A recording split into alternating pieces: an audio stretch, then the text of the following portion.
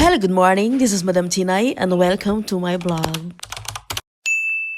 At dahil nga Sabado dito ngayon sa Germany, ayun, syempre ito na naman yung araw na masaya ang buhay dahil walang trabaho ang mga person. Pero syempre nakaugalian na namin na every weekends talaga, Sabado o Linggo ay pumupunta kami sa aking Bunrakels dahil lalo kagaya ngayon, so kailangan namin siyang tulungan sa garden niya dahil malaki ang kanyang bahay. So every time talaga na malapit ng mag-summer, kailangan namin mag-prepare at kailangan namin nalinisin ang garden kasi syempre para paghahanda sa nalalapit na summer. So ayan, nakikitulong na din si Johnny Bear. So, ito yung kinaganda dito kasi give and take talaga. Ay, nabibisaya, char.